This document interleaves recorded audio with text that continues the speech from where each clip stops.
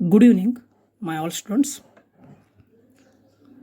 ನಾನು Chavan sir financial management subject ತೊಗೋತಾ ಇದ್ದೀನಿ. ನಿಮಗೆ BCom 4th ಸೆಮ್ಗೆ ಆಲ್ರೆಡಿ ಕ್ಯಾಪಿಟಲ್ ಸ್ಟ್ರಕ್ಚರ್ ಸ್ಟಾರ್ಟ್ ಆಗಿತ್ತು ಬಿಫೋರ್ ಇದು ಹಾಲಿಡೇಸ್ ಕೊಡೋಕ್ಕಿಂತ ಮುಂಚಿತವಾಗಿ.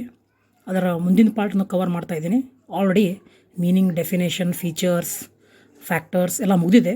ಜಸ್ಟ್ ಆ ಪ್ರಾಬ್ಲಮ್ ಸಲುವಾಗಿ ನಾನು ಮತ್ತೊಮ್ಮೆ ಮೀನಿಂಗನ್ನು ನಿಮಗೆ ಹೇಳ್ತಾ ಇದ್ದೀನಿ. ಮೀನಿಂಗ್ ಏನಿದೆ ಕ್ಯಾಪಿಟಲ್ ಸ್ಟ್ರಕ್ಚರ್ ಅಂದರೆ, capital structure refers to the composition or makeup of long term source of funds such as equity share, preference share, debenture and long term loans etc. ಅಂದರೆ ಕನ್ನಡದಲ್ಲಿ ಹೇಳಬೇಕಂದ್ರೆ ಕ್ಯಾಪಿಟಲ್ ಸ್ಟ್ರಕ್ಚರ್ ಅಂದರೆ ಬಂಡವಾಳ ರಚನೆ. ಬಿಸ್ನೆಸ್ಸನ್ನು, ವ್ಯವಹಾರನ್ನು start ಮಾಡೋಕ್ಕಿಂತ ಮುಂಚಿತವಾಗಿ ನಾವೇನು ಮಾಡ್ತೀವಿ ಅಂದರೆ ಬಂಡವಾಳವನ್ನು ಕೂಡಿಸ್ತೀವಿ. ಅದಕ್ಕೇನಂತೀವಿ ಕಂಪೋಸಿಷನ್ ಆರ್ ಮೇಕಪ್. ಬಂಡವಾಳವನ್ನು ಕೂಡಿಸಿ ಆ ಬಂಡವಾಳದಿಂದ ನಾವು ಬಿಸ್ನೆಸ್ ಸ್ಟಾರ್ಟ್ ಮಾಡ್ತೀವಿ. ಆ ಬಂಡವಾಳವನ್ನು ಕೂಡಿಸಬೇಕಾದ್ರೆ, ಬಂಡವಾಳವನ್ನು ಕಲೆಕ್ಟ್ ಮಾಡಬೇಕಾದ್ರೆ ಯಾವ್ಯಾವ ಮೂಲದಿಂದ, ಯಾವ್ಯಾವ ಸೋರ್ಸ್ದಿಂದ ನಾವು ಕಲೆಕ್ಟ್ ಮಾಡ್ತೀವಿ, ಆ ಸರಿಯಾಗಿ ಕಲೆಕ್ಟ್ ಮಾಡಿ ಬಿಸ್ನೆಸ್ಸನ್ನು ಪ್ರಾರಂಭ ಮಾಡ್ತೀವಲ್ಲ ಅದಕ್ಕೇನಂತ ಕ್ಯಾಪಿಟಲ್ ಸ್ಟ್ರಕ್ಚರ್. ಆ ಸೋರ್ಸ್ ಯಾವಿರಬಹುದು? ಇಕ್ವಿಟಿದಿಂದ ಕಲೆಕ್ಟ್ ಮಾಡ್ತೀವಿ, ಶೇರ್ಸ್ದಿಂದ ತೊಗೋತೀವಿ, ಪ್ರಿಫರೆನ್ಸ್ ಶೇರ್ಸ್ದಿಂದ ತೊಗೋತೀವಿ, ಡಿಬೆಂಚರ್ಸ್ದಿಂದ ತೊಗೋತೀವಿ, ಲಾಂಗ್ ಟರ್ಮ್ ಲೋನ್ಸ್ ತೊಗೋತೀವಿ. ಈ ಎಲ್ಲ ಸೋರ್ಸ್ದಿಂದ ನಾವು ಬಂಡವಾಳ ಕಲೆಕ್ಟ್ ಮಾಡಿ ಸರಿಯಾಗಿ ಅದನ್ನು ಬಳಕೆ ಮಾಡಿ ನಾವು ಬಿಸ್ನೆಸ್ಸನ್ನು ಪ್ರಾರಂಭ ಮಾಡ್ತೀವಿ. ಆ ಎಲ್ಲ ಬಂಡವಾಳ ಕಲೆಕ್ಟ್ ಮಾಡಿದಂಥ ಬಂಡವಾಳ ಸರಿಯಾಗಿ ರಚನೆ ಮಾಡ್ತೀವಿ. ಆ ರಚನೆಗೆ ಬಂಡವಾಳ ರಚನೆ ಅಥವಾ ಕ್ಯಾಪಿಟಲ್ ಸ್ಟ್ರಕ್ಚರ್ ಅಂತ ಕರಿತೀವಿ. ನೆಕ್ಸ್ಟ್ ಪಾರ್ಟಿಗೆ ಹೋಗಬೇಕಾದ್ರೆ optimum capital structure. Optimum capital structure ಅಂದರೆ ಇದಕ್ಕೆ it is also called as ideal capital structure. Ideal ಅಂದರೆ ಅತಿ ಉತ್ತಮ. ಕ್ಯಾಪಿಟಲ್ ಸ್ಟ್ರಕ್ಚರ್ ಸೇಮ್, ಅದರಲ್ಲಿ ಇನ್ನೊಂದು ಭಾಗ ಏನಂತೀವಿ ಐಡಿಯಲ್ ಕ್ಯಾಪಿಟಲ್ ಸ್ಟ್ರಕ್ಚರ್ ಅಂದರೆ ಅತಿ ಉತ್ತಮ capital structure. It is also ideal combination of various source of long term funds. ಇದರೊಳಗೂ ಸೇಮ್ ಬೇರೆ ಬೇರೆ ಸೋರ್ಸ್ನಿಂದ ಬಂದಂಥ ಲಾಂಗ್ ಟರ್ಮ್ ಫಂಡ್ಸನ್ನು ನಾವೇನು ಮಾಡ್ತೀವಿ, ಶೇಖರಣೆ ಮಾಡಿರ್ತೀವಿ, ಕೂಡಿಸಿರ್ತೀವಿ.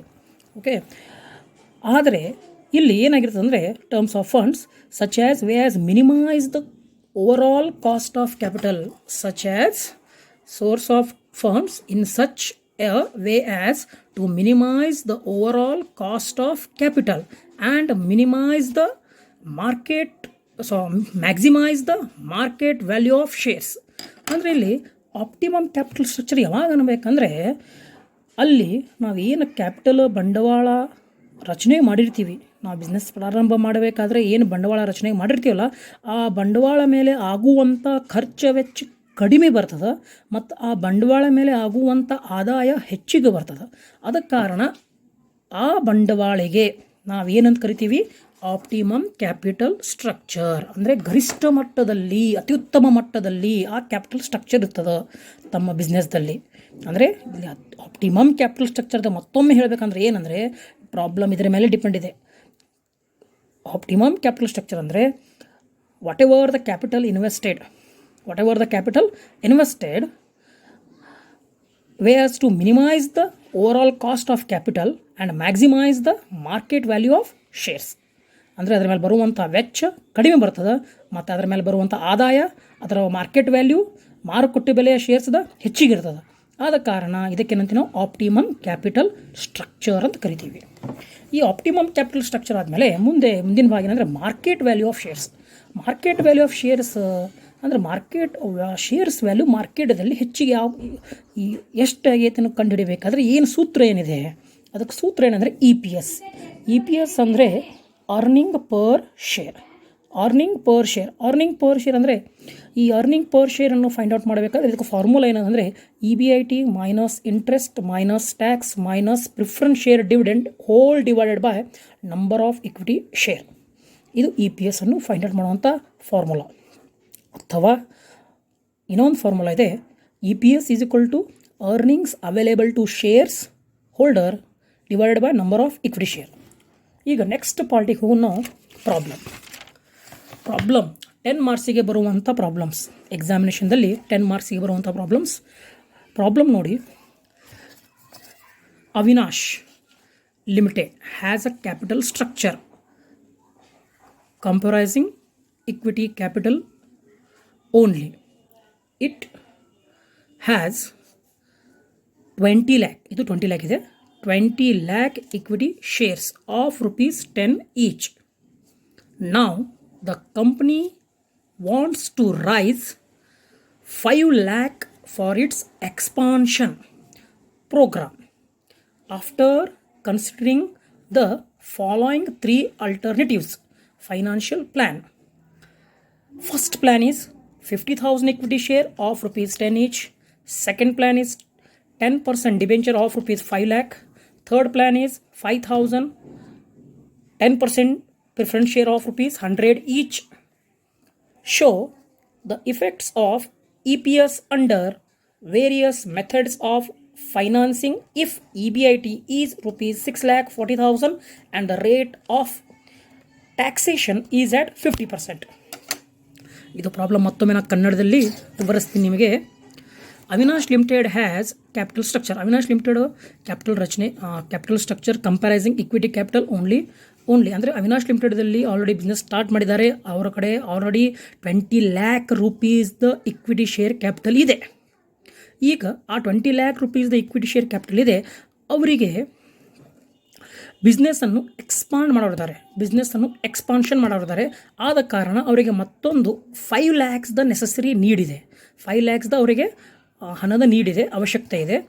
ಆದ ಕಾರಣ ಆ 5 lakh ಹಣವನ್ನು ಬಿಸ್ನೆಸ್ದಲ್ಲಿ ಮತ್ತೆ ಇನ್ವೆಸ್ಟ್ಮೆಂಟ್ ಮಾಡಬೇಕಾದ್ರೆ ನಿಮಗೆ 3 ವಿಧಾನದ 3ರಲ್ಲಿ ಒಂದು ವಿಧಾನ ನೀವು ಚೂಸ್ ಮಾಡಬೇಕು. ಅದು ಯಾವ ಬೆಸ್ಟ್ ವಿಧಾನ, ಅದರಿಂದ ಖರ್ಚು ಕಡಿಮೆ ಬರಬೇಕು ಮತ್ತು ಮಾರುಕಟ್ಟೆಯಲ್ಲಿ ನಿಮ್ಮದು ಶೇರಿನ ಬೆಲೆ ಹೆಚ್ಚಿಗಾಗಬೇಕು. ಅದಕ್ಕೆ ಬೆಸ್ಟ್ ವಿಧಾನ ಯಾವುದು, ಅದು ನಾವು ಈ ಪ್ರಾಬ್ಲಮ್ನ ಕಂಡುಹಿಡ್ತೀವಿ. ಫಸ್ಟ್ ವಿಧಾನ ಏನಿದೆ ಅಂದರೆ, ನೀವು 5 lakh ಬೇಕಾದಾಗ ನಿಮಗೆ ಬಂಡವಾಳ ಬೇಕಾಗಿದೆ, ನೀವು ಬಿಸ್ನೆಸ್ದಲ್ಲಿ ಬಂಡವಾಳ ಬೇಕಾಗಿದೆ, ನೀವು ಯಾವ ವಿಧಾನ ಯೂಸ್ ಮಾಡ್ತೀರ ಅಂದರೆ, ನಾವು ಶೇರ್ದಲ್ಲಿ ಇಕ್ವಿಟಿ ಶೇರ್ ಇಶ್ಯೂ ಮಾಡ್ಬೋದು 5 lakh ಸಲುವಾಗಿ, ಅಥವಾ ಡಿಬೆಂಚರ್ ಇಶ್ಯೂ ಮಾಡ್ಬೋದು, ಅಥವಾ ಪ್ರಿಫರೆನ್ಸ್ ಶೇರ್ ತೊಗೋಬೋದು. ಆದ ಕಾರಣ ಯಾವುದು ಚೀಪ್ ಬೀಳ್ಬೋದು, ನಮಗೆ ಯಾವುದು ತೊಗೊಂಡ್ರೆ ನಮಗೆ ಅನುಕೂಲ ಆಗ್ಬೋದು, ನಮ್ಮ ಮಾರ್ಕೆಟ್ ವ್ಯಾಲ್ಯೂ ಆಫ್ ಶೇರ್ ಹೆಚ್ಚಿಗಾಗ್ತದೆ ಮತ್ತು ವೆಚ್ಚ ಕಡಿಮೆ ಬರಬೇಕು. ಆ ರೀತಿ ವಿಚಾರ ಇಟ್ಕೊಂಡು ನಾವು ಹೋಗ್ಬೇಕು. ಆಲ್ರೆಡಿ ನಮ್ಮ ಕಡೆ 20 lakh ಶೇರ್ಸ್ ಇದ್ದಾವೆ, ಇಕ್ವಿಟಿ ಶೇರ್ ಇದ್ದಾವೆ. ಮತ್ತೊಂದು 5 lakhದ ನಮಗೆ 20 lakh ಅಮೌಂಟ್ ಇದೆ, ಅಂದರೆ 2 lakh ಶೇರ್ಸ್ ಇದೆ, ಮತ್ತು 5 lakh ನಮಗೆ ಅಮೌಂಟ್ ನೀಡಿದೆ. 5 lakhದ ಅಮೌಂಟ್ಸ್ ನಮಗೇನಿದೆ ನೀಡಿದೆ. ಅದರ ಸಲುವಾಗಿ ನಾ ಇಕ್ವಿಟಿ ಶೇರ್ ಕಡೆ ಹೋಗ್ಬೇಕು ಒಂದು, ಅಥವಾ ಡಿಬೆಂಚರ್ ಕಡೆ ಹೋಗಬೇಕು ಒಂದು, ಅಥವಾ ಪ್ರಿಫರೆನ್ಸ್ ಶೇರ್ ಕಡೆ ಹೋಗಬೇಕು. ಯಾವುದು ಸರಿಯಾಗಬಹುದು ನಮ್ಮ ಬಿಸ್ನೆಸ್ಗೆ, ಅದರ ಮೇಲೆ ಕ್ಯಾಲ್ಕುಲೇಷನ್ ಮಾಡೋಕ್ಕೆ ನಾವೇನು ಮಾಡಬೇಕು, ಕ್ಯಾಲ್ಕುಲೇಷನ್ ಮಾಡಬೇಕು.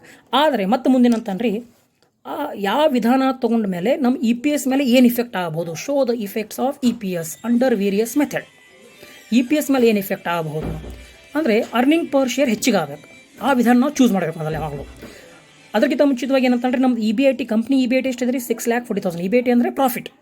EBIT means earning before interest and tax. ಅಂದರೆ ಅರ್ನ್ ಆದಂಥ ವಾಟ್ ಎವರ್ ದ ಇನ್ಕಮ್ ಏನಿದೆಲ್ಲ ಅದು ಟ್ಯಾಕ್ಸ್ ಮತ್ತು ಬಡ್ಡಿ ಕೊಡುತ್ತ ಮುಂಚಿತವಾಗಿ ಬಂದಂಥ ಅರ್ನಿಂಗ್. ಮತ್ತು ಟ್ಯಾಕ್ಸ್ ಎಷ್ಟಿದೆ, ಇನ್ನು ಟ್ಯಾಕ್ಸ್ ಕೊಡಬೇಕಾಗಿದೆ. ಎಷ್ಟು ಟ್ಯಾಕ್ಸ್ ಎಷ್ಟಿದೆ, 50%. ಓಕೆ, ನಾವು ಗೋ ಟು ದ ಪ್ರಾಬ್ಲಮ್ ಹೆಂಗೆ ಸಾಲ್ವ್ ಮಾಡಬೇಕು. ಇದಕ್ಕೆ ಟೋಟಲಿ ಈ ಪ್ರಾಬ್ಲಮ್ ಹೆಡ್ಡಿಗೆ ಏನಿದೆ ಅಂದರೆ, computation of the effects of EPS under various alternative financial plan. ನಾನು ಇಲ್ಲಿ ಶಾರ್ಟ್ ಫಾರ್ಮ್ದಲ್ಲಿ ಬರ್ತೀನಿ, FI ಬರ್ತೀನಿ, ಫೈನಾನ್ಷಿಯಲ್ ಪ್ಲ್ಯಾನ್. ಓಕೆ, ಅಂದರೆ computation of the effects of EPS under various alternative financial plan. ಇದಕ್ಕೆ ಟೋಟಲ್ 5 ಕಾಲಮ್ಸ್ ಅದಾವೆ ರೀ. First column for particular, second column for financial plan. Total financial ಪ್ಲ್ಯಾನ್ದಲ್ಲಿ ನಮ್ಗೆ ಟೋಟಲ್ 3 ಕಾಲಮ್ ಬರ್ತಾವೆ. ನಿಮಗೆ ಆಲ್ರೆಡಿ ನಿಮಗೆ ಗೊತ್ತಿದೆ ಯಾಕೆ 3 ಕಾಲಮ್ ಬರ್ತಾವೆ ಅಂದರೆ, ಒಂದು ಇಕ್ವಿಟಿ ಇದೆ, ಎರಡನೇದು ಡಿಬೆಂಚರ್, ಮೂರನೇದು ಪ್ರಿಫರೆನ್ಸ್ ಶೇರ್. ಆದ ಸಲುವಾಗಿ ಇದು ಟೋಟಲಿ ಈ ಕಾಲಮ್ ಫಾರ್ಮ್ಯಾಟ್. ಈಗ ನಾವು ಸೇಮ್ ಆಲ್ರೆಡಿ ನಾವು ಅಕೌಂಟಿಂಗ್ ಹೇಳಿ ಕಲ್ತಿರಿ ನೀವು, EPS ಹೆಂಗೆ ಫೈಂಡ್ ಔಟ್ ಮಾಡೋದು, ಮತ್ತು ಫೈನಾನ್ಷಿಯಲ್ ಮ್ಯಾನೇಜ್ಮೆಂಟ್ಸ್ ಬಿಡೋದಲ್ಲಿ ಹೇಳಿದ್ದು ನಾನು ಫಸ್ಟ್ ಚಾಪ್ಟರ್ದಲ್ಲಿ. EPS ಫೈಂಡ್ ಔಟ್ ಮಾಡೋದು ಒಂದು ಪ್ರಾಬ್ಲಮ್ ಸಾಲ್ವ್ ಮಾಡೀವಿ. EBIT ಇದ್ದಾಗ ಲೆಸ್ ಏನು ಮಾಡಬೇಕು ರೀ, ಇಂಟ್ರೆಸ್ಟ್, ಆಮೇಲೆ ಮುಂದೆ ಲೆಸ್ ಮಾಡಬೇಕು ಟ್ಯಾಕ್ಸ್, ಆಮೇಲೆ ಡಿವಿಡೆಂಡ್ ಕೊಡಬೇಕು. ಉಳಿದಂಥ ಪ್ರಾಫಿಟ್ ಯಾರಿಗೆ ಹೋಗ್ತದ, ಇಕ್ವಿಟಿ ಶೇರ್. ಓಕೆ, ನಾವು EBIT ಬರೀತೀರಿ. EBIT ಆಲ್ರೆಡಿ ಕೊಟ್ಟಿದ್ದಾರೆ ಪ್ರಾಬ್ಲಮ್ದಲ್ಲಿ, 6,40,000.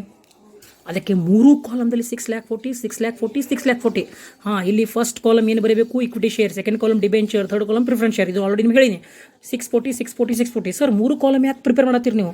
ಈ 3 ಕಾಲಮ್ ಪ್ರಿಪೇರ್ ತೊಗೊಂಡು ಯಾವುದು ನಮಗೆ ಬೆಟರ್ ಅನ್ನಿಸ್ತದಲ್ಲ ನಾವು ಆಪ್ಷನನ್ನು ಚೂಸ್ ಮಾಡಬೇಕಿಲ್ಲಿ. ಅದಕ್ಕೆ 3 ಕಾಲಮ್ದಲ್ಲಿ 640 640 640 ಬರ್ತೀವಿ. ಎಲ್ಲಿ ನಮಗೆ ಆದಾಯ ಹೆಚ್ಚಿಗೆ ಉಳ್ತದಲ್ಲ ನಾವು ಆ ಬಂಡವಾಳ ನಾವು ಚೂಸ್ ಮಾಡ್ತೀವಿ. ಓಕೆ, EBIT ಭಾಳ ಇಂಪಾರ್ಟೆಂಟ್. ನಾನು ಹೇಳಿದ್ದು ಮಾತು EBIT 640 640 ಲೆಸ್ ಇಂಟ್ರೆಸ್ಟ್. EBIT ಅಂದರೆ ಲೆಸ್ ಇಂಟ್ರೆಸ್ಟ್ ಮಾಡಿ ಕಳಿಬೇಕೀಗ. ಇಂಟ್ರೆಸ್ಟ್ ಯಾರಿಗೆ ಕೊಡ್ತೀವಿ ನಾವು? ಒಂದು ಬ್ಯಾಂಕ್ ಲೋನ್, ಒಂದು debenture. Equity share first already 20 lakh shares ಅದಾರ ನಮ್ಮ ಕಡೆ. ಈಗ ಇಲ್ಲಿ 50,000 ಇಕ್ವಿಟಿ ಶೇರ್ಸ್ ತೊಗೊಂಡಿದ್ದು. ಕರೆಕ್ಟ್ 50,000 ಇಕ್ವಿಟಿ ಶೇರ್ ಆಗ್ಬತ್ತಂದ್ರೆ ನಂಗೆ 5 lakh ಬಂಡವಾಳ ಬೇಕಾದರೆ ಪ್ರತಿಯೊಂದು ಶೇರಿನ ಬೆಲೆ ಎಷ್ಟು ಅದ ರೀ? 100 ಅದ ನೋಡ್ರಿ. ಹೇಳ ನಾವು 100 ಅಂತ ಹೇಳಿ ಅಂದರೆ ಎಷ್ಟು ಶೇರ್ಸ್ ಅದು? ಇಲ್ಲಿ 50,000 ಶೇರ್ಸ್. ಇಲ್ಲಿ 10% ಡಿಬೆಂಚರ್ ಅಂದಾನೆ ರೀ. ಇಲ್ಲಿ 5,000 ಇಕ್ವಿಟಿ ಶೇರ್ ಅಂದಿದ್ದಾನೆ. ಓಕೆ, ಅಂದರೆ ಈಗ ನಾ ಇಂಟ್ರೆಸ್ಟ್ ಯಾರಿಗೆ ಕೊಡಬೇಕು? ಇಲ್ಲಿ ಯಾರದ ರೀ? 50,000 ಇಕ್ವಿಟಿ ಪ್ಲಸ್ ಇಲ್ಲ ನೋಡಿ 2 lakh ಇಕ್ವಿಟಿ ಅದಾರೆ. ಅಂದರೆ ಇಲ್ಲಿ ಯಾರೂ ಡಿಬೆಂಚರ್ ಇಲ್ಲ. ಇಲ್ಲಿ ಯಾರಿಗೆ ನಾನು ಬಡ್ಡಿ ಕೊಡಲ್ಲ. ಸೆಕೆಂಡ್ ಆಲ್ಟರ್ನೇಟಿವ್ ಆಪ್ಷನ್ದಲ್ಲಿ 2 lakh ಇಕ್ವಿಟಿ, ಬ್ಲೂ ಪೆನ್ಲೇ ಬರ್ತೀನಿ ನೋಡಿ, 2 lakh ಇಕ್ವಿಟಿ ಇಲ್ಲ ನೋಡಿ 2 lakh ಇಕ್ವಿಟಿ ಪ್ಲಸ್ ಡಿಬೆಂಚರ್ ಇದೆ. ಅಂದರೆ 2 lakh ಅಂದರೆ ನಾವು ಬಿಸ್ನೆಸ್ ಎಕ್ಸ್ಪಾಂಡ್ ಮಾಡ್ತಾ ಇದ್ದೀವಿ. ಆಲ್ರೆಡಿ 2 lakh ಇಕ್ವಿಟಿ ಇದೆ ನನ್ನ ಕಡೆ, ಪ್ಲಸ್ ಇನ್ನು 5 lakh ಫಂಡ್ ಬೇಕಾಗಿದೆ. ಅದಕ್ಕೆ ಡಿಬೆಂಚರ್ ಆಪ್ಷನ್ ಯೂಸ್ ಮಾಡ್ತಾ ಇದ್ದೀನಿ ನಾನು ಸೆಕೆಂಡ್ ಪ್ಲ್ಯಾನ್ದಲ್ಲಿ. ಥರ್ಡ್ ಯಾರದ ರೀ? 2 lakh ಇಕ್ವಿಟಿ ಪ್ಲಸ್ 5,000 ಪ್ರಿಫರೆನ್ಸ್. ಈಗ ನಾವು ಬಡ್ಡಿ ಯಾರಿಗೆ ಕೊಡಬೇಕು? ಇಕ್ವಿಟಿಗೂ ಬಡ್ಡಿ ಕೊಡೋಂಗಿಲ್ಲ ನಾವು, ಈ ಕಡೆ ಪ್ರಿಫರೆನ್ಸ್ಗೂ ಬಡ್ಡಿ ಕೊಡಲ್ಲ. ಬಡ್ಡಿ ಯಾರಿಗೆ ಕೊಡ್ತೀವಿ ನಾವು? ಡಿಬೆಂಚರ್ಗೆ. ಅದಕ್ಕೆ ಇಲ್ಲಿ less interest on debenture 5 lakh. ಅಂದರೆ ನಮಗೆ ಹಣ ಎಷ್ಟು ಬೇಕಾಗಿತ್ತು? 5 lakh ಬೇಕಾಗಿತ್ತು. ಆ 5 lakh ಮೇಲೆ 10%. ಕರೆಕ್ಟ್ ರೀ, 10%. ಯಾಕಂದರೆ ಇಲ್ಲಿ ಸೆಕೆಂಡ್ ಆಲ್ಟರ್ನೇಟಿವ್ ಆಪ್ಷನ್ದಲ್ಲಿ 10% ಡಿಬೆಂಚರ್ ಅಂದಿದ್ದಾನೆ. ಆದ ಕಾರಣ ಇಲ್ಲಿ 10%ನ ಡಿಬೆಂಚರ್ನ 5 lakh rupees ಅಮೌಂಟ್ ತೊಗೊಂಡ್ರೆ ಇವ್ರಿಗೆ ನಾನು ಬಡ್ಡಿ ಕೊಡಬೇಕು. ಎಷ್ಟು ಕೊಡಬೇಕು? 50,000. ಯಾಕೆ ಹೆಂಗೆ ಆಯ್ತು ಅಂದರೆ 10% ಆನ್ 5 lakh 50,000. ಅಲ್ಲಿ ಡಿಬೆಂಚರ್ ತೊಗೊಂಡ್ರೆ ನಾವು ಇವರಿಗೆ ಯಾವಾಗಲೂ ಏನು ಕೊಡಬೇಕಾಗ್ತದೆ? ಪ್ರತಿ ವರ್ಷ 50,000 ಬಡ್ಡಿ ಕೊಡಬೇಕಾಗ್ತದೆ. ಇಕ್ವಿಟಿ ತೊಗೊಂಡ್ರೆ ಬಡ್ಡಿ ಕೊಡೋಂಗಿಲ್ಲ, ಪ್ರಿಫರೆನ್ಸ್ ಶೇರ್ ತೊಗೊಂಡ್ರೆ ಬಡ್ಡಿ ಕೊಡೋಂಗಿಲ್ಲ. ಅದಕ್ಕೆ ಇಲ್ಲಿ 2 ಕಾಲಮ್ ಡ್ಯಾಶ್ ಡಿಬೆಂಚರ್ ತೊಗೊಂಡಿನಿ. ಅದಕ್ಕಾಗಿ ಇಲ್ಲಿ ಇಂಟ್ರೆಸ್ಟ್ ಕೊಟ್ಟೆ 50,000. ಓಕೆ, ಆದ ಕಾರಣ ಈಗ ಈ 3 ಕಾಲಮ್ ಕ್ಲೋಸ್ ಮಾಡ್ತಾ ಇದ್ದೀನಿ. ಇಲ್ಲಿ ಇಂಟ್ರೆಸ್ಟ್ ಇಲ್ಲ, ಇಲ್ಲೇ ಇಂಟ್ರೆಸ್ಟ್ ಇಲ್ಲ. Column close. 640 ಮೈನಸ್ 0 ಉಳಿತೆಷ್ಟು? 640 ಮೈನಸ್ 50 ಅಂದರೆ ಇಲ್ಲಿ ಡಿಬೆಂಚರ್ ತೊಗೊಂಡಿನಿ. ಅದ ಕಾರಣ 10% ಆನ್ 5 lakh. ಓಕೆ, ಮತ್ತೊಮ್ಮೆ ಬೇಕಾದರೆ ನೀವು ವಿಡಿಯೋ ಮತ್ತೊಮ್ಮೆ ರಿವೈಂಡ್ ಮಾಡಿ ನೋಡಿರಿ, ತಿಳಿದಿಲ್ಲ ಅಂದರೆ. Okay, 640 minus 50 5,90,000. 640 ಮೈನಸ್ 0 6,40,000. ಓಕೆ, ಈ ಬಂದಂಥ ಅಮೌಂಟ್ಗೆ ನಾವೇನಂತೀವಿ? PBT or EBT. Next less ಏನು ಮಾಡಬೇಕು ಈಗ? ಟ್ಯಾಕ್ಸ್ ಅಂದಿದ್ದಾನೆ ಇಲ್ಲಿ 50% ಟ್ಯಾಕ್ಸ್ ಅಂದ ನೋಡ್ರಿ. Taxation is at 50%. ಈಗ ನಾವು ಟ್ಯಾಕ್ಸ್ ಕೊಡಬೇಕು. ಫಸ್ಟ್ ಇಂಟ್ರೆಸ್ಟ್ ಕೊಡ್ತೀವಿ, ಆಮೇಲೆ ಟ್ಯಾಕ್ಸ್ ಕೊಡ್ತೀವಿ. ಉಳಿದಂಥ ಏನಾದ್ರು ಅಮೌಂಟ್ ಉಳಿದ್ರೆ ಪ್ರಿಫರೆನ್ಸ್ ಶೇರ್ಗೆ ಡಿವಿಡೆಂಡ್ ಕೊಡ್ತೀವಿ. ಆಮೇಲೆ ಉಳಿದ ಮೇಲೆ ಯಾರು ತೊಗೋತೀವಿ? ನಾವು ತೊಗೋತೀವಿ. ನಾವು ಅಂದರೆ ಯಾರು? Equity share. ಓಕೆ, ಈಗ ಮುಂದೆ ಟ್ಯಾಕ್ಸ್ ಕೊಡಬೇಕು. ಟ್ಯಾಕ್ಸ್ ಎಷ್ಟಿದೆ ರೀ? 50% ಟ್ಯಾಕ್ಸ್ ಕೊಡಬೇಕು. ಇದರ ಮೇಲೆ ಕೊಡಬೇಕು? PBT ಮೇಲೆ. ಇದು ಆಲ್ರೆಡಿ ಪ್ರಾಬ್ಲಮ್ ಸಾಲ್ವ್ ಆಗಿದೆ ಅಕೌಂಟಿಂಗ್ ಹೋದ ಸೆಮ್ನಲ್ಲಿ. ಓಕೆ, PBT ಮೇಲೆ 50% ಆನ್ PBT ಎಷ್ಟಾಯಿತು ಅಂದರೆ PBT ನಮ್ಮದು ಫಸ್ಟ್ ಆಪ್ಷನ್ದಲ್ಲಿ ಫಸ್ಟ್ ಆಲ್ಟರ್ನೇಟಿವ್ ಆಪ್ಷನ್ 640 ಇದೆ. 640 ಮೇಲೆ 50% ಅಂದರೆ 3,20,000. ಇಲ್ಲಿ 640 50 ಆಗಿತ್ತು, ಉಳಿದಿದ್ದಷ್ಟು ಇಲ್ಲಿ 590 ಉಳಿದಿತ್ತು. ಆ 590 ಮೇಲೆ 50% ಅಂದರೆ ಎಷ್ಟಾಯಿತು? 2,95,000. ಕ್ಯಾಲ್ಕುಲೇಟರ್ದಲ್ಲಿ ಕ್ಯಾಲ್ಕುಲೇಷನ್ ಮಾಡಿರಿ ನೀವು. ನೆಕ್ಸ್ಟ್ ಇಲ್ಲಿ 640 ಉಳಿದವ್ರೆ. ಇಲ್ಲಿ ಏನೂ ಲೆಸ್ ಆಗಿಲ್ಲ ಪ್ರಿಫರೆನ್ಸ್ ಶೇರ್ ಇದ್ದಾಗ. 640 ಮೈನಸ್ ಅಗೇನ್ 50% ಆಫ್ ಟ್ಯಾಕ್ಸ್ ಅಂದರೆ ಎಷ್ಟಾಯಿತು? 320. ಈ 3 ಆಲ್ಟರ್ನೇಟಿವ್ ಆಪ್ಷನ್ದಿಂದ ನಾವು ಟ್ಯಾಕ್ಸನ್ನು ಕಳಿತೀವಿ. ಉಳಿತೆಷ್ಟು? ಸೇಮ್ ಅಮೌಂಟ್ ಉಳಿತದೆ ರೀ. ಅಂದರೆ 320 295 320. ಅಂದರೆ ಇಲ್ಲಿ ಟ್ಯಾಕ್ಸನ್ನು ಡಿಡಕ್ಟ್ ಆದಮೇಲೆ ಉಳಿದಂಥ ಅಮೌಂಟ್ ಇವು 320 295 320. ಅಂದರೆ ಇದಕ್ಕೇನಂತೀವಿ? EAIT ಅಂದರೆ earning after interest and tax. Okay, ಈಗ ಟ್ಯಾಕ್ಸ್ ಕೊಟ್ರಿ, ಇಂಟ್ರೆಸ್ಟ್ ಕೊಟ್ರಿ, ಉಳಿತೇನೆ. ಈಗೇನು ಕೊಡಬೇಕು ನಾವು? ಉಳಿದಂಥ ಅಮೌಂಟ್ ನಮ್ಮ ಕಡೆ ಯಾರ್ದಾರ ರೀ? Preference share. ಈಗ preference share dividend. Preference share ಅವರಿಗೆ ಡಿವಿಡೆಂಟ್ ಕೊಡಬೇಕು. ಪ್ರಿಫರೆನ್ಸ್ ಶೇರ್ ಡಿವಿಡೆಂಟ್ ಎಷ್ಟಿದೆ ರೀ? ನಾನು ಅಲ್ಲಿ ಪ್ರಿಫರೆನ್ಸ್ ಶೇರ್ ತೊಗೊಂಡಿದ್ದು ಎಷ್ಟು ತೊಗೊಂಡಿನಿ ರೀ? 5 lakh ಅಮೌಂಟ್ದು ಪ್ರಿಫರೆನ್ಸ್ ಶೇರ್ ತೊಗೊಂಡಿನಿ ನೋಡಿರಿ. 5,000 ಪ್ರಿಫರೆನ್ಸ್ ಶೇರ್ ಆಫ್ ₹100 100 ಇಂಟು 5,000 ಎಷ್ಟಾಯಿತು? 5 lakh. ಓಕೆ, ಆದ ಕಾರಣ 5 lakh rupees ಬಂಡವಾಳದ ನಾನು ಪ್ರಿಫರೆನ್ಸ್ ಶೇರ್ ತೊಗೊಂಡ್ರೆ ಅದರ ಮೇಲೆ ಎಷ್ಟು ಕೊಡಬೇಕು ರೀ ಡಿವಿಡೆಂಟ್? 10%. ಅದಕ್ಕೆ ಕಾರಣ ನೋಡ್ರಿ, less preference share dividend 10% on 5 lakh. Okay ನೋಡಿರಿ, preference share dividend 10% on 5 lakh ಅಂದರೆ ಎಷ್ಟಾಯಿತು? ಇಲ್ಲಿ ಫಸ್ಟ್ ಆಪ್ಷನ್ದಲ್ಲಿ ಪ್ರಿಫರೆನ್ಸ್ ಶೇರ್ ಇಲ್ಲ, ಅಂದರೆ ಇಲ್ಲಿ ಯಾರಿಗೆ ಡಿವಿಡೆಂಡ್ ಕೊಡೋಂಗಿಲ್ಲ. ಸೆಕೆಂಡ್ ಆಪ್ಷನ್ದಲ್ಲಿ ಪ್ರಿಫರೆನ್ಸ್ ಶೇರ್ ಇಲ್ಲ, ಇಲ್ಲಿ ಡಿಬೆಂಚರ್ ಇದ್ರು, ಇಲ್ಲಿ ಆಲ್ರೆಡಿ ನಾವು 50 ಕೊಟ್ಟಿನಿ, ಇಲ್ಲಿ ಯಾರು ಕೊಡೋಂಗಿಲ್ಲ. ಥರ್ಡ್ ಆಪ್ಷನ್ದಲ್ಲಿ ಯಾರು ಅದಾರ ರೀ? ಪ್ರಿಫರೆನ್ಸ್ ಶೇರ್ ಅದಾರ ರೀ. ಆದ ಕಾರಣ ಇಲ್ಲಿ ನಾನು 50,000 ಏನು ಕೊಡ್ತಾ ಇದ್ದೀನಿ? ಡಿವಿಡೆಂಡ್ ಕೊಡ್ತಾ ಇದ್ದೀನಿ. ಈಗ 320 - 0 ಇಲ್ಲಿ ಡಿವಿಡೆಂಡ್ ಕೊಟ್ಟಿಲ್ಲ, ಅದಕ್ಕೆ 320 ಉಳಿತು ಫಸ್ಟ್ ಪ್ಲ್ಯಾನ್ದಲ್ಲಿ. 295 ಇಲ್ಲಿ ಪ್ರಿಫರೆನ್ಸ್ ಶೇರ್ ಇಲ್ಲ, 295 ಉಳಿತು. 320 ಉಳಿತಿತ್ತು ಆಫ್ಟರ್ ಟ್ಯಾಕ್ಸ್ ಆದಮೇಲೆ. ಈ 3,20,000ದಾಗ 50,000 ಪ್ರಿಫರೆನ್ಸ್ ಶೇರ್ ಡಿವಿಡೆಂಡ್ ಕೊಟ್ಟೆ, ಉಳಿತೆಷ್ಟು? 2,70,000. ಈಗ ಇದೇನ್ರಿ, ಈ ಉಳಿದಂಥ ಪ್ರಾಫಿಟ್ ಯಾರಿಗೆ? ಟ್ಯಾಕ್ಸ್ ಕೊಟ್ರಿ, ಪ್ರಿಫರೆನ್ಸ್ ಶೇರ್ ಡಿವಿಡೆಂಡ್ ಕೊಟ್ರಿ, ಇಂಟ್ರೆಸ್ಟ್ ಕೊಟ್ರಿ, ಪ್ರಾಫಿಟ್ ಉಳಿತು. ಫಸ್ಟ್ ಪ್ಲ್ಯಾನ್ದಾಗ 320 ಉಳಿತು. ಫಸ್ಟ್ ಪ್ಲ್ಯಾನ್ದಾಗ ಯಾರಾದರೂ ಇಕ್ವಿಟಿ ಪ್ಲಸ್ ಇಕ್ವಿಟಿ, ಸೆಕೆಂಡ್ ಪ್ಲ್ಯಾನ್ದಾಗ ಡಿಬೆಂಚರ್ ಪ್ಲಸ್ ಇಕ್ವಿಟಿ, ಥರ್ಡ್ ಪ್ಲ್ಯಾನ್ದಾಗ ಇಕ್ವಿಟಿ ಪ್ಲಸ್ ಪ್ರಿಫರೆನ್ಸ್. ಗೊತ್ತಿದಲ್ಲ ರೀ, ಆಲ್ರೆಡಿ ನನ್ನ ಕಡೆ 2 lakh ಇಕ್ವಿಟಿ ಇದೆ. ನನ್ನ ಕೈ ಇನ್ನೂ ಒಂದು 5 ಲಕ್ಷ ಫಂಡ್ ಬೇಕಾಗಿದೆ. ಆದ ಕಾರಣ ನಾ 50,000 ಏನು ತೊಗೋತೀನಿ ರೀ? ಇಕ್ವಿಟಿ ತೊಗೋಬೋದು, ಅಥವಾ ಡಿಬೆಂಚರ್ ಸೆಕೆಂಡ್ ಪ್ಲ್ಯಾನ್ ಹೋಗ್ಬೋದು, ಥರ್ಡ್ ಪ್ಲ್ಯಾನ್ ಪ್ರಿಫರೆನ್ಸ್ ಹೋಗ್ಬೋದು.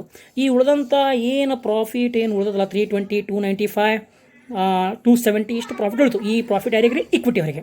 ಓಕೆ, ಫಸ್ಟ್ ಪ್ಲ್ಯಾನ್ದಾಗ ಇಕ್ವಿಟಿ ಎಷ್ಟು ಅದಾರ ನೋಡ್ರಿ. ಫಸ್ಟ್ ಪ್ಲ್ಯಾನ್ದಾಗ ಆಲ್ರೆಡಿ ನನ್ನ ಕಡೆ 2 lakh ಇಕ್ವಿಟಿ ಇತ್ತು. ಗೊತ್ತದಲ್ಲ 2 lakh ಇಕ್ವಿಟಿ ಹೆಂಗೆ ಅಂದರೆ ಇಲ್ಲಿ ಆಲ್ರೆಡಿ 20 lakh rupees ಫಂಡ್ ಇತ್ತು ನೋಡ್ರಿ. ಅಂದಿನ comprising equity of capital only it has 20 lakh equity shares of rupees 10 already ನನಗೆ 20,000 ಅಮೌಂಟ್ ಇದೆ. ಅದು 2 lakh ಇಕ್ವಿಟಿ ಇದೆ. ಪ್ಲಸ್ ನನಗೆ 5 ಲಕ್ಷ ಮತ್ತು 5 ಲಕ್ಷ ಬೇಕಾದಾಗ ಮತ್ತೊಂದು 50,000 ರೂಪಾಯಿ ಅಂತ ತೊಗೊಂಡೆ, ನಾನು ಇಕ್ವಿಟಿ ತೊಗೊಂಡೆ. ಆದ ಕಾರಣ ಇಲ್ಲಿ ಮೊದಲಿಂದ 2 lakh ಇಕ್ವಿಟಿ, ಈಗಿಂದ 50,000 ಇಕ್ವಿಟಿ. ಅದರ ಟೋಟಲ್ ಇಕ್ವಿಟಿ ಶೇರ್ ಎಷ್ಟು ನನ್ನ ಕಡೆ? 2,50,000. ಇಲ್ಲಿ ಎಷ್ಟು ಅದ ರೀ ಇಕ್ವಿಟಿ? ಇಲ್ಲಿ ಡಿಬೆಂಚರ್ ತೊಗೊಂಡು ನಾವು ಇಕ್ವಿಟಿ ತೊಗೊಂಡಿಲ್ಲ. ನಾವು ಇಲ್ಲೇನು ತೊಗೊಂಡು ನಾವು ನನಗೆ 5 ಲಕ್ಷ ಫಂಡ್ ಬೇಕಾದ್ರೆ ನಾನು ಇಲ್ಲೇನು ತೊಗೊಂಡೆ? ಡಿಬೆಂಚರ್ ತೊಗೊಂಡೆ. ಆದ ಕಾರಣ ಇಲ್ಲಿ ಇಕ್ವಿಟಿ ಎಷ್ಟಿದೆ? Only 2 lakh. ಅರ್ಥ ಆಯ್ತಾ? ಇಲ್ಲಿ ಯಾಕೆ 50 ಬತ್ತು, ಇಲ್ಲಿ ಯಾಕೆ 2 lakh ಬತ್ತು? ಇಲ್ಲಿ ಯಾಕೆ 50 ಬತ್ತಂದರೆ ನಾನು ಇಲ್ಲಿ ಡಿಬೆಂಚರ್ ತೊಗೊಂಡಿಲ್ಲ. ನನಗೆ 5 lakh ಬೇಕಾದರೆ ಏನು ಮಾಡಿದೆ? ನಾನು ಇಲ್ಲಿ ಇಕ್ವಿಟಿ ತೊಗೊಂಡೆ. ಇಲ್ಲಿ 5 lakh ಬೇಕಾದರೆ ಏನು ಮಾಡಿದೆ? ನಾನು ಇಕ್ವಿಟಿ ಇತ್ತು ಪ್ಲಸ್ ಡಿಬೆಂಚರ್ ಕಡೆ ಹೋದೆ ನಾನು. ಇಲ್ಲಿ ಯಾರು ಅದಾರ ರೀ? ಇಲ್ಲಿ ಪ್ರಿಫರೆನ್ಸ್ ಶೇರ್ ಅದಾರ, ಇಲ್ಲಿ ಇಕ್ವಿಟಿ ಇಲ್ಲ. ಅಂದರೆ ಇಲ್ಲಿ ಎಷ್ಟು ಅದ? ಇಲ್ಲೂ 2 lakh ಇಕ್ವಿಟಿ. ಅಂದರೆ ಇಲ್ಲಿ 2 lakh ಇಕ್ವಿಟಿ ಶೇರ್ ಹೋಲ್ಡರ್, ಇಲ್ಲಿ 2 lakh equity share holder second ಪ್ಲ್ಯಾನ್ದಲ್ಲಿ, ಫಸ್ಟ್ ಪ್ಲ್ಯಾನ್ದಲ್ಲಿ 2,50,000 ಇಕ್ವಿಟಿ ಶೇರ್ ಹೋಲ್ಡರ್. ಈಗೇನು ಮಾಡಬೇಕು? ಇದರದ ಪ್ರತಿ ಒಂದು ಪ್ಲ್ಯಾನ್ದಲ್ಲಿ EPS ಎಷ್ಟಾಯಿತು ನೋಡಬೇಕಾದ್ರೆ ಇದಕ್ಕೆ ಫಾರ್ಮುಲಾ ಅದೇ ಸೇಮ್, ಇಕ್ವಿಟಿ EPS ಫೈನಲ್ ಮಾಡಬೇಕು. EPS ಮಾಡೋದು formula earning available to equity share holder. Earning ಎಷ್ಟು ಅವೈಲೇಬಲ್ ನೋಡ್ರಿ, ಬರ್ತೀನಿ ನೋಡ್ರಿ ರೆಡ್ ಪೆನ್ನಲ್ಲಿ. Earning available to equity share holder 320, 295, 270. Earning available to equity share holder divided by number of equity share. ಅಂದರೆ ಇಲ್ಲಿ number of equity share ಅದ ನೋಡ್ರಿ. First ಪ್ಲ್ಯಾನ್ದಲ್ಲಿ 250, 2 lakh. ಆದ ಕಾರಣ ಇಲ್ಲಿ ನೋಡ್ರಿ, first plan roman letter first 320 divided by 250, 1.28 ಏನಿದು ಫಸ್ಟ್ ಪ್ಲ್ಯಾನ್ದಲ್ಲಿ. ನಾ ಏನಾದರೂ ಇಕ್ವಿಟಿ ಶೇರ್ ಕಡೆ ಚೂಸ್ ಮಾಡಿದಂದರೆ ನನಗೆ EPS ಅಂದರೆ ಅರ್ನಿಂಗ್ ಪರ್ ಶೇರ್ ಎಷ್ಟು ಬರ್ತದೆ ರೀ? 1.28. ಸೆಕೆಂಡ್ ಪ್ಲ್ಯಾನ್ ಎಷ್ಟದ ನೋಡ್ರಿ? Earning available to equity share holder 2,95,000. Equity share ಎಷ್ಟು ಅದ ರೀ? 2 lakh. ಅಂದರೆ 2,95,000 ಡಿವೈಡೆಡ್ ಬೈ 2 lakh ಅಂದರೆ ಎಷ್ಟಾಯಿತು? 1.48.